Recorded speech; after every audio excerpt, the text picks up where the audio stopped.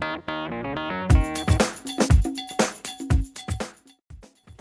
this is Dan O'Leary with the Appraiser's View, brought to you by Asset Appraisal Services. I'm going to be talking today about, is El Paso's market changing?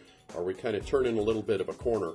And conversation came up. I was doing some training at one of the real estate offices, and we got to talking about what we're seeing, that we might be seeing a little more activity. And the conversation came up about, are we transitioning from a buyer's market to a seller's market? And really what that means is it's all about supply and demand. Effectively, in a buyer's market, which we've kind of really had for the last several years, that there's a lot more supply, there's a lot more people who would like to sell homes than there are buyers.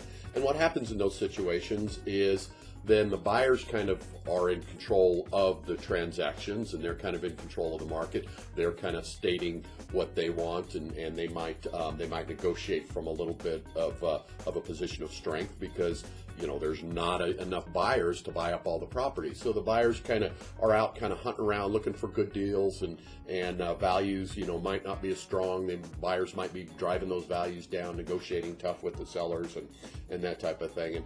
And so the other side of that is a seller's market, and that's when all the inventory kind of gets eaten up, and suddenly we find ourselves in a situation where we have not enough properties for the buyers, and it's the complete flip-flop then, where really the sellers now are back in charge of the game, and because the buyers are kind of all competing for the fewer properties, the sellers kind of start putting their demands out there, and they want better pricing, and they want the different things, and so it's interesting how those two things will flip-flop, and it's easy to kind of see that they flip-flopped after the fact. It's kind of hard to tell when that transition happens while you're there. Because it's almost like a light switch. It almost kind of happens overnight, and you go from a buyer's market to a seller's market. And so that's really kind of why we were having the discussion. Are we in that transition?